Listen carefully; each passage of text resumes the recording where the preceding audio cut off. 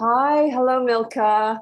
Hi, Janet. Hey, how are you? So hi for people tuning in. I'm Janet Wong. I'm the Associate Artistic Director of New York Live Arts, and I am in my office at New York Live Arts, which is located in Lenape-Hoking.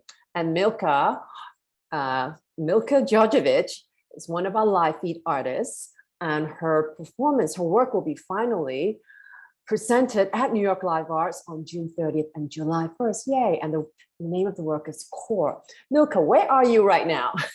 I guess I'm across the hall from you. I don't You're actually below me. You're on the second floor. Oh, I didn't know You're where your below office was. Oh, Yeah. you've never. Oh, well, I'll show it to you before you. I'm curious. Yeah, I guess I'm below you. Yeah. In this little lounge area.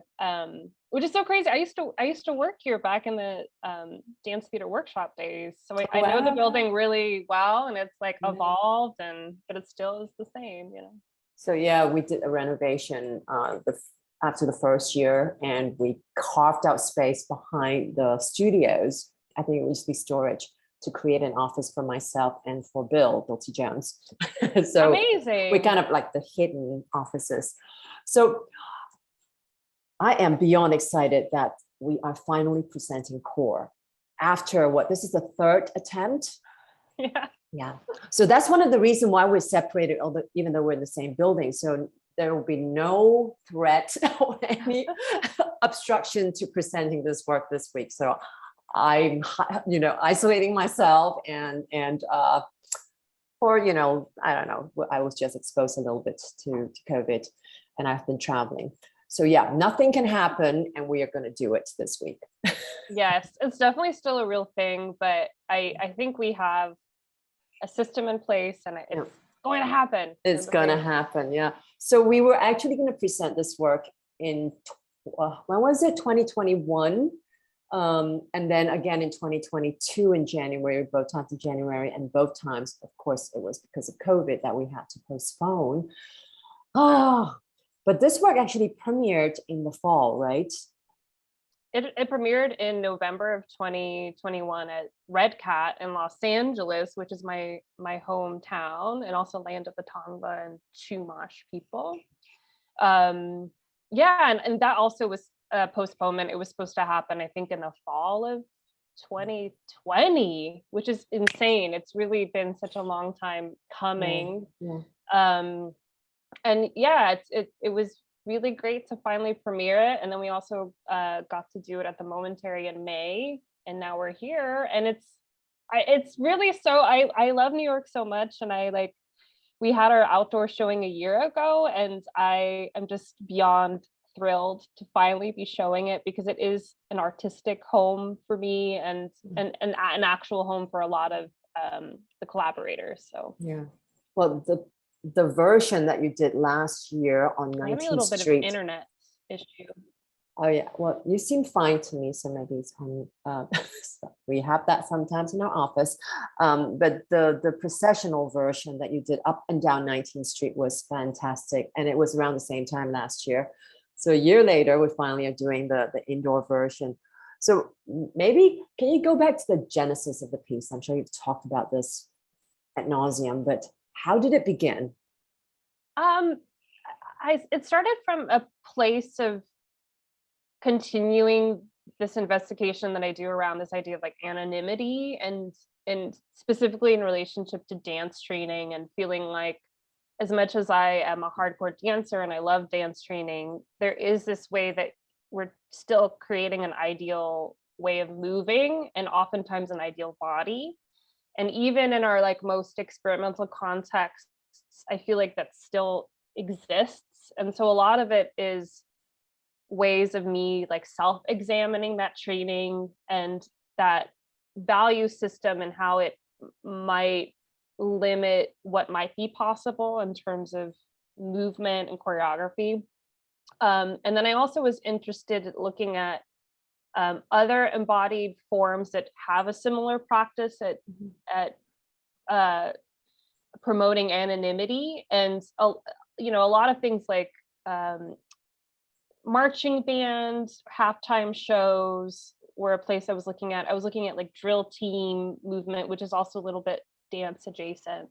And then I also was looking at large socialist and former communist spectacles. So my family's from the former Yugoslavia, and they have this performance called Slet, which is sort of this celebration of like Yugoslavia and all the parts. And they create this mass performance with thousands of people that create kind of this really unified dance where everyone is not identifiable as individuals, but the idea is that the individuals make up like the nation.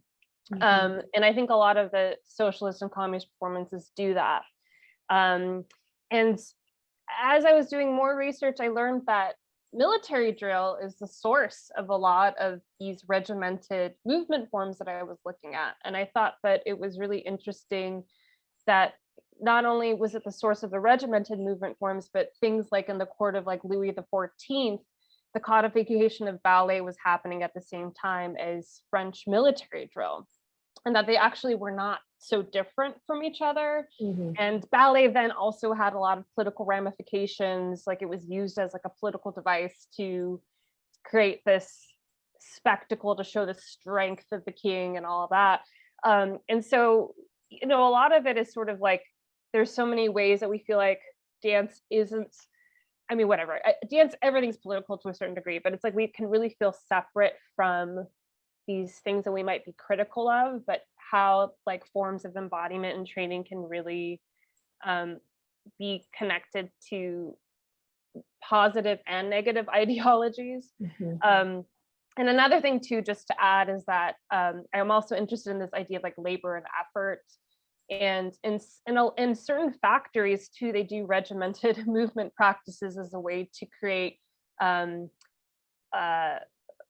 collaborative workflow. So like in Japan, as like an extension of some Buddhist practices, they do exercises, and in China they do as well. And so it's just interesting, like how I think a lot of the reason we dance is because of the communal goal towards a kind of embodiment.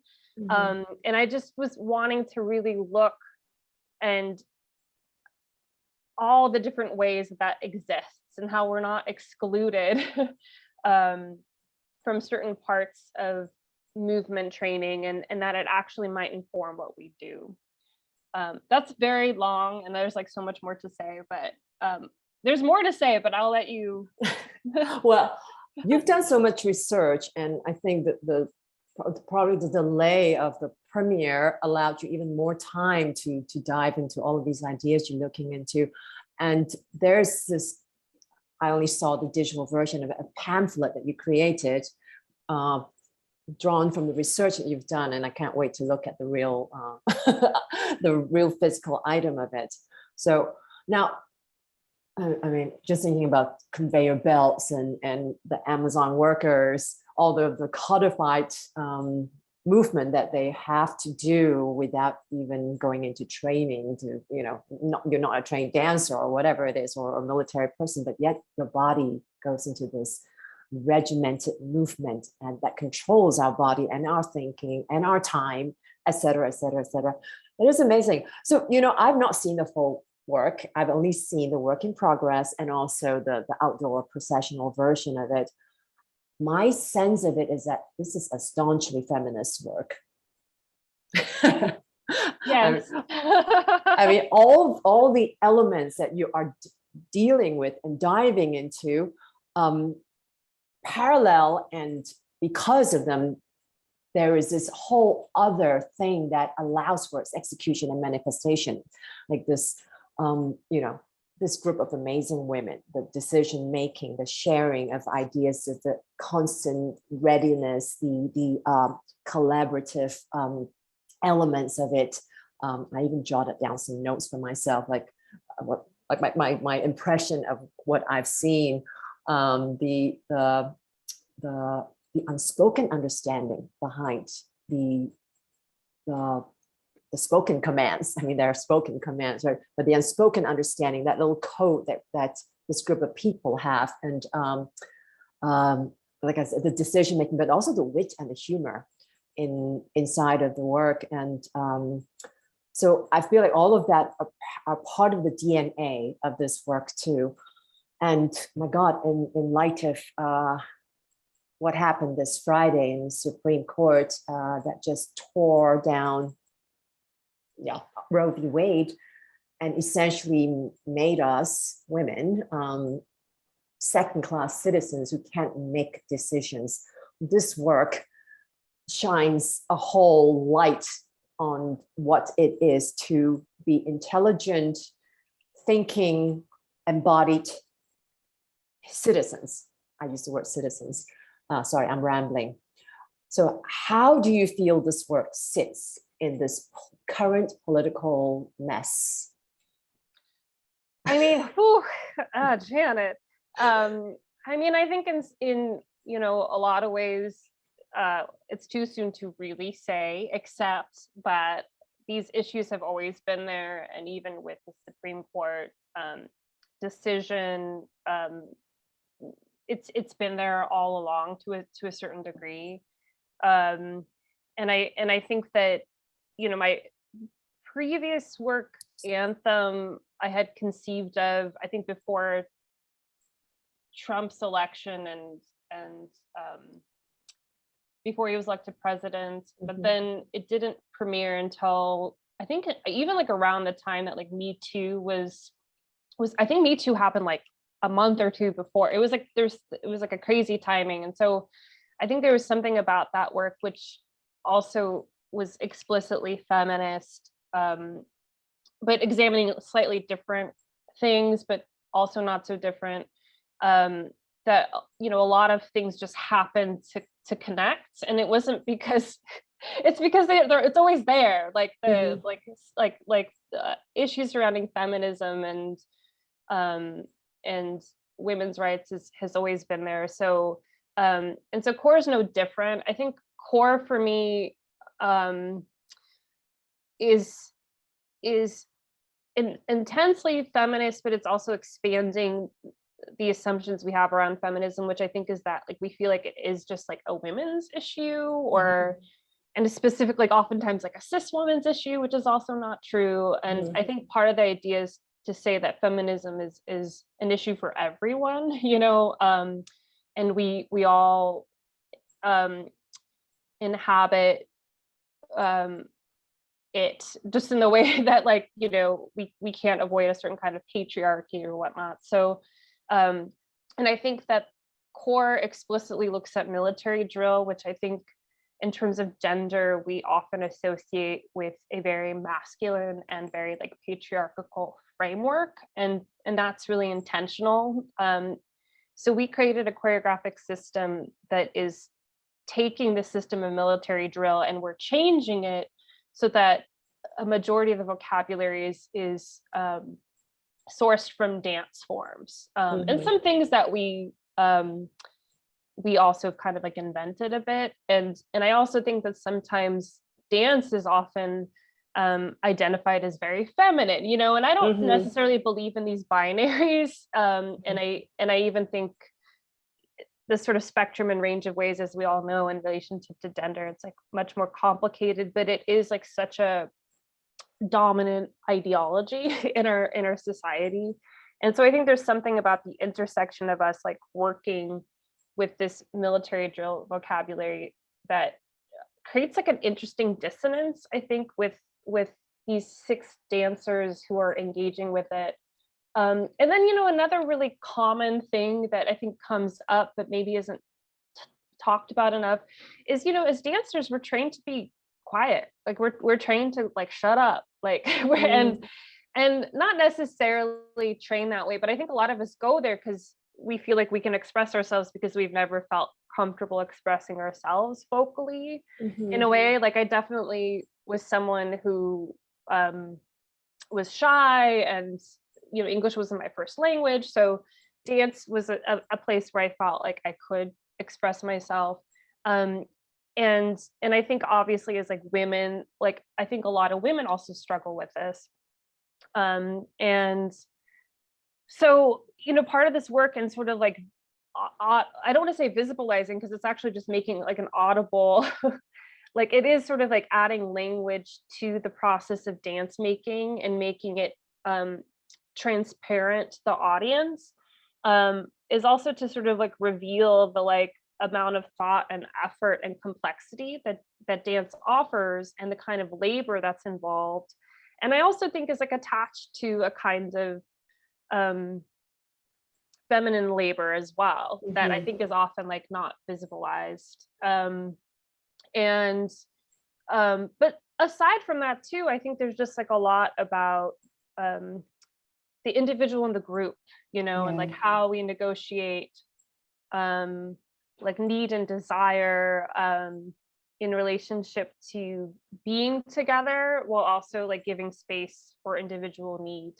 And so in some ways it's like, in addition to like the feminist framework, there is like a very like I am interested also in like Marxist thinking, and this, you know, if we think about like Amazon as well, like I think that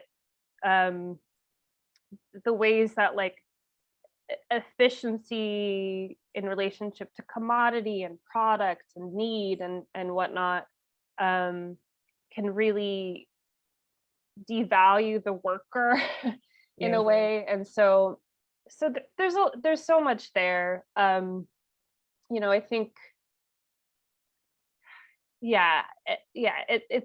it's all there, but it's also I feel like, you know, in times like this, you know, I don't know, actually don't know how to respond. Like I still feel like a bit in shock, you know. I think me too. Should I leave this country? I mean, I am an immigrant also. But anyway, so I think this work has so many windows into so many things, and it reflects the time we're in a very potent and rigorous way. And well, like I said, I have not seen the full length work, so I'm very excited to see it. So the shows will be June 30th and July 1st. And so at 7:30, so everyone please come, and I hope this discussion continues. And it actually, knowing that this work will be premiering gives me hope. Well, anything else you want to add before we sign off? No, that all sounds great to me. I look forward to seeing everyone at the show. Come say hi. Yes, absolutely. And we'll continue the dialogue and the discussion. A lot of work is ahead of us. Okay. On that note, thank you very much, Milka, and I will see you soon. Bye.